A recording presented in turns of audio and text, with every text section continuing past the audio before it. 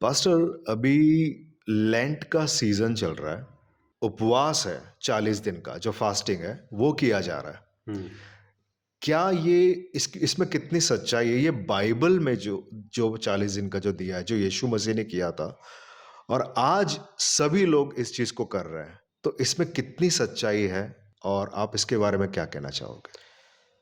Lent जो है अक्सर गुड फ्राइडे और ईस्टर के पहले 40 दिन का फास्ट रखते हैं। और संसार में बहुत सारे ऐसे कलीसियाएं हैं, जैसे कि एंग्लिकन चर्च है, कैथलिक चर्च है, ऑर्थोडॉक्स चर्चेस है, मेथोडिस्ट चर्च है। बहुत सारे ऐसे कलीसियाएं हैं जो ये 40 दिन का फास्ट रखते हैं। ज़्यादातर ये ट्रेडिशनल चर्चेस में हमको देखने को मिलता देखने है। को मिलता, राइट? मगर ये जो 40 दिन फास्ट है, इसके बारे में जब हम देखने जाएंगे इतिहास में, सन 130वीं सदी में, ओके। 130वें साल से लेकर 202 साल के बीच में एक चर्च फादर हुआ करते थे जिनका नाम था आइरेनियस। ओके। आइरेनियस ने एक खत में उन्होंने दूसरे एक फादर को लिखा कि लेंट के कितने दिन होना चाहिए, फास्टिंग वगैरह वगैरह। तो शुरुआत में ये जो लेंट था, मतलब ये जो फास्टिंग था, ये उन लोगों को दिया गया था जो बपतिस्मा लेने से पहले उनको ये, मतलब बपतिस्मा जो है उनको ईस्टर और ईस्टर के वक्त, गुड फ्राइडे के वक्त, ये वक्त पर उनको बपतिस्मा दिया जाता था। ओके। तो बपतिस्मा देने से पहले इनको ये 40 दिन का फास्ट रखने के लिए उनसे कहा जाता था, ताकि वो अपने खुद को परखे और परमेश्वर के पास आए, अपने गुनाहों को कबूल करे और वो प्रार्थना में बिताए, अपने आप को तैयार रखे बपतिस्मा के लिए। शुरुआत इसकी ऐसी हुई थी कि जब नाइसीन क्रीड हुआ था 325वें सदी में, उसके बाद में थोड़े ही दिन में सब ये जो ट्रेडिशनल चर्चेस है उन पर लागू किया गया था कि इर्रेस्पेक्टिव ऑफ, चाहे वो बपतिस्मा लेने वाले हो या विश्वासी लोग हो, सबको फास्टिंग रखने के लिए उनको आदेश दिया गया था। और तब से ये जो प्रथा है, ट्रेडिशन है, वो जारी है और लोग फास्टिंग करते हैं। 40 दिन क्यों? 40 दिन क्यों? क्योंकि अ, खास तौर पर वो बहुत सारे 40 दिनों को देखते हैं, जैसे कि? जैसे कि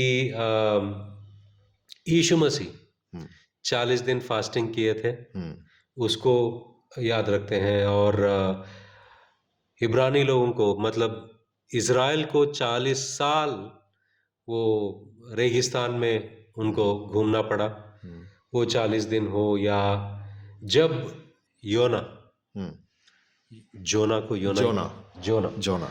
जोना निनवे निनवे जाते हैं। निनवे में जब प्रचार करते हैं, उनको 40 दिन दिया गया था ताकि वो उपवास रखे और अपने गुनाहों से पश्चाताप करे। और मूसा जो है पर्वत पर 40 दिन रहा परमेश्वर की ओर से सुनने के लिए, वो सीनाई पर्वत पर। एलिया जो है 40 दिन दिन रात चला ये होरेब पर्वत पर जाने के लिए।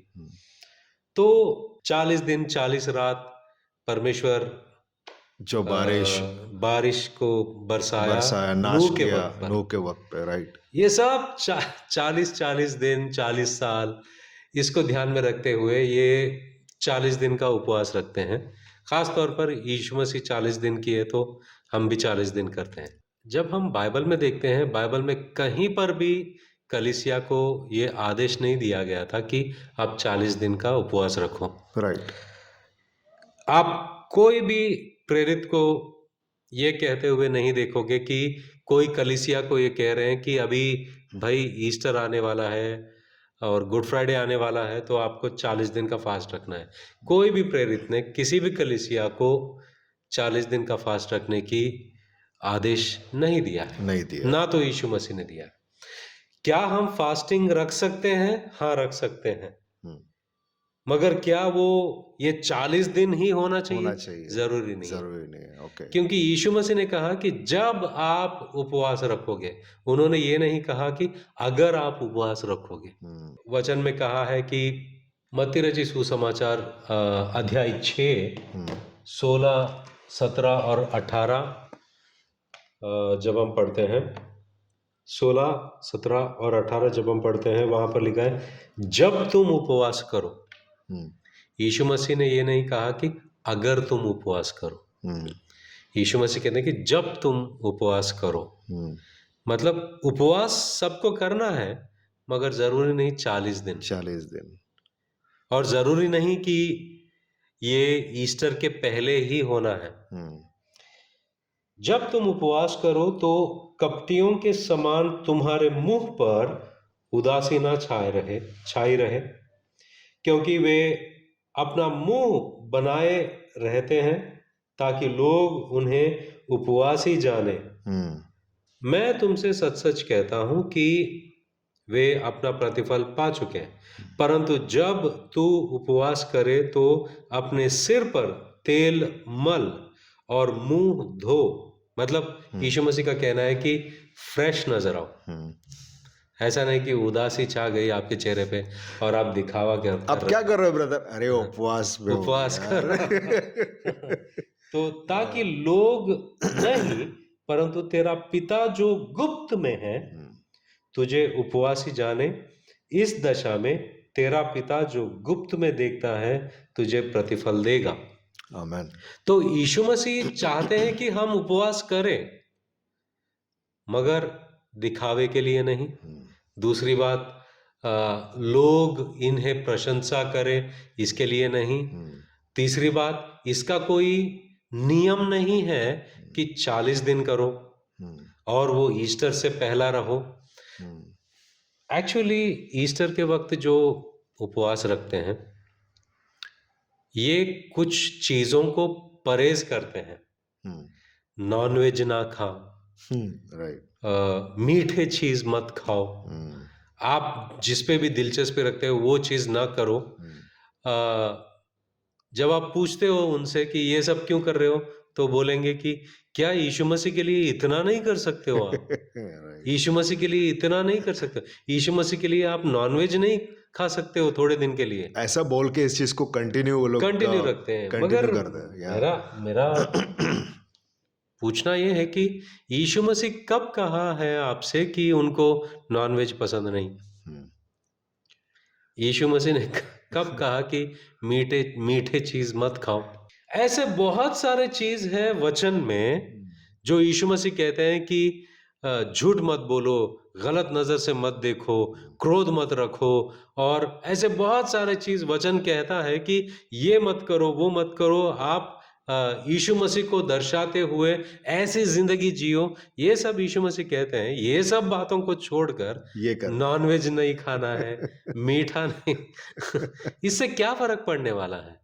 हाँ, फर्क तब पड़ेगा जब आप, यीशु मसीह ने कहा है कि माफ करो, हुँ, आपके दुश्मनों को माफ करो, सबसे प्यार रखो, किसी से बैर ना रखो, राइट। और नम्रता से लोगों से बात करो, हुँ, और आपका स्वभाव जो है उसको बदलो। हुँ, ये सारे बातों से जब आप मसीह की तरह बनने लगोगे, मसीह को फर्क पड़ेगा। राइट, नॉनवेज खाओ नहीं खाओ इससे कुछ फर्क नहीं पड़ेगा। राइट। यीशु मसीह को तो कुछ फर्क पड़ने वाला नहीं। हुँ, और एक बात क्या है कि यीशु मसीह जो है आपके डाइट चेंज के लिए नहीं देख रहे हैं। आपका डाइट चेंज करने से उनको कुछ फर्क पड़ने वाला नहीं है। राइट, मगर हाँ, आपका हृदय चेंज होगा, उससे जरूर फर्क पड़ेगा। फ़र्क वो पड़ेगा। प्रसन्न होंगे, उनको खुशी होगी जब आपका दिल बदलेगा। राइट।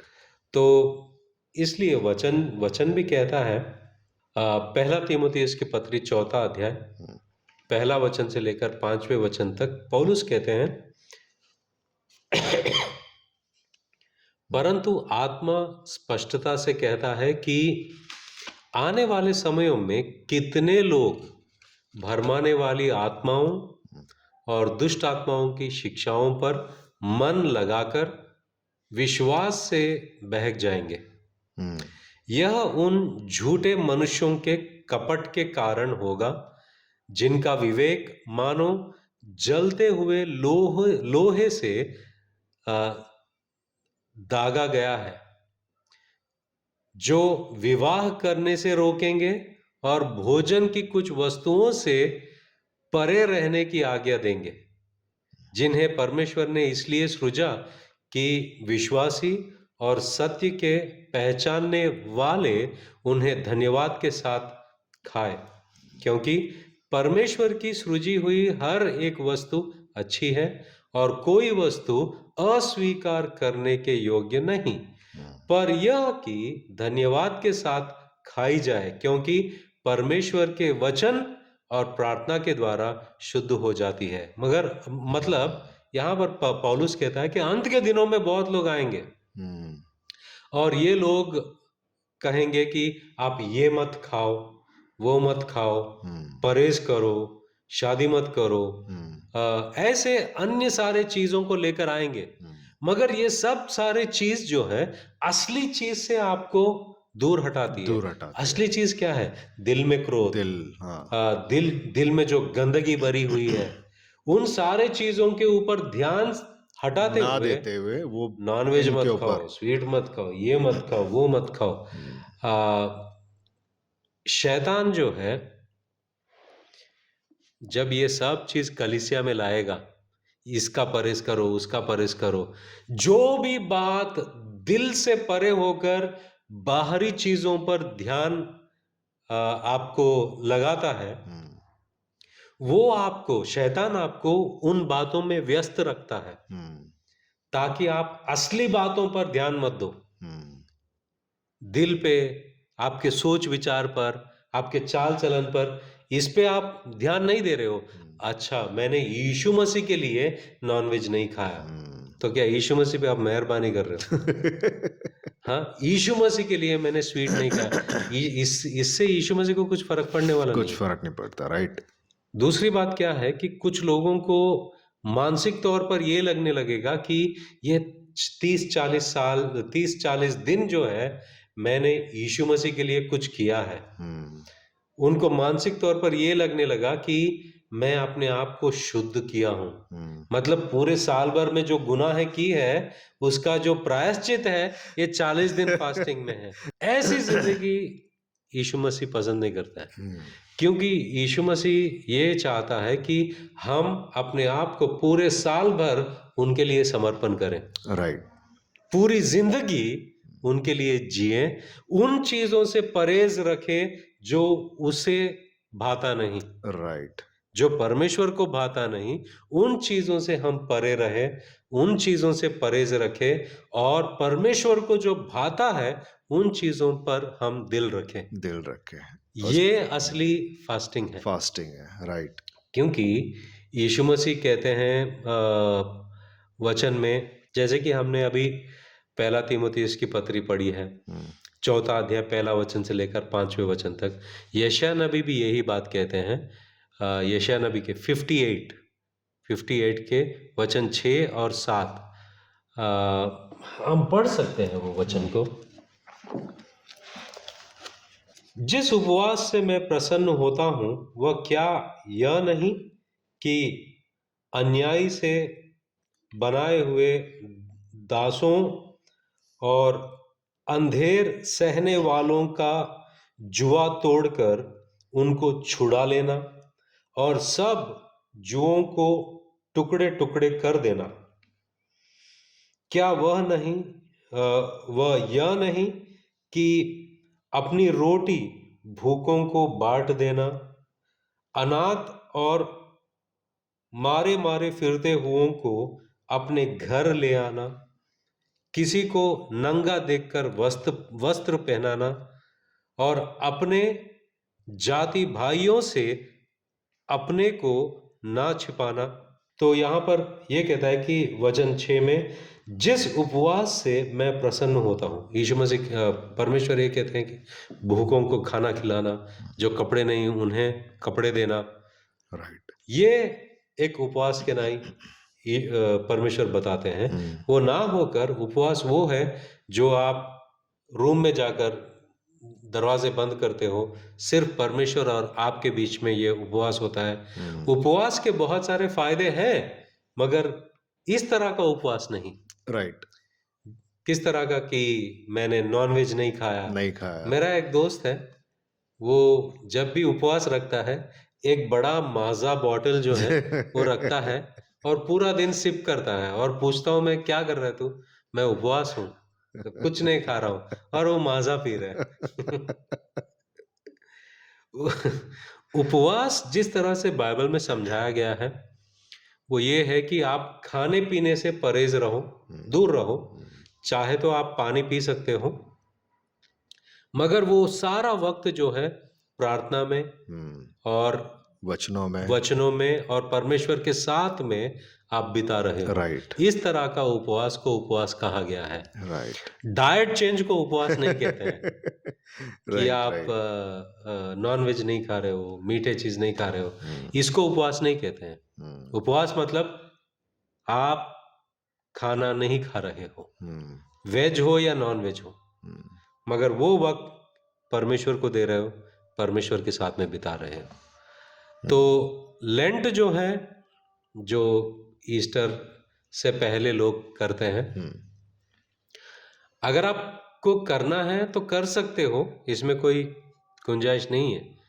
मगर सही वो, उपवास क्या है, हाँ, वो जानना है। हाँ, राइट। आप परमेश्वर के साथ में आपका संबंध बनाए रखने के लिए ये वक्त को आप बाहर निकाल सकते हो, हम्म, मगर अगेन इसको एक ट्रेडिशन मत बनाओ, राइट। इसको एक कानून मत बनाओ, राइट। इसको एक शासन मत बनाओ कलीसिया के लिए। हम्म, आपको रहना है, उपवास करना है, मगर जो लेंट की प्रथा है, ट्रेडिशन है, उसको फॉलो नहीं करना। उसको फॉलो मत करो, या राइट। क्योंकि उसकी बुनियाद जो है सही नहीं है। तो बेसिकली आपके बोलने का मतलब ये है कि अगर कोई अगर 40 दिन का उपवास अगर करता भी है, तो वो इस रीति से नहीं, परंतु वो इस रीति से कर हाँ, सकता है वचनों के आधार पर जो आधार है, पर।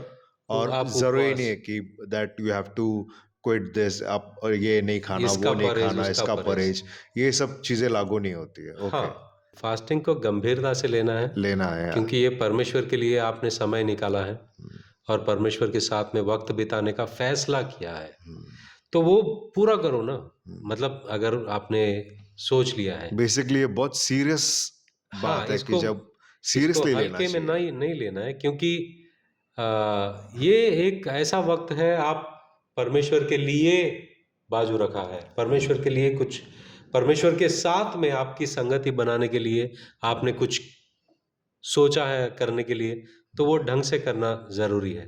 हम्म, लेंट जो है और लेंट का जो ट्रेडिशन जो है, इसकी बुनियाद जो है, समझो पहले, हम्म, क्या उससे परमेश्वर को कुछ फर्क पड़ने वाला है? हम्म, क्या इससे आपकी आत्मिक जिंदगी में सुधार आने वाली है? हम्म, परमेश्वर में मजबूत बनने वाले हो? हम्म, किस तरीके से ये आपकी जिंदगी को बदलेगा, इन बातों को सोचो, हम्म। मगर इसको एक ट्रेडिशन मत बनाओ। ट्रेडिशनल। आप कभी भी फास्ट कर सकते हो, जरूरी नहीं कि ईस्टर या हम्म, गुड फ्राइडे से पहले करना है। तो कभी भी हम कभी भी कर उपवास सकते हो आप, कर सकते हैं। हफ्ते में एक बार कर लो, हफ्ते में 2 बार करो। हम्म, ये ये कोई कानून नहीं है, हम्म, आदेश नहीं है, हम्म, ये आपके और परमेश्वर के बीच में है।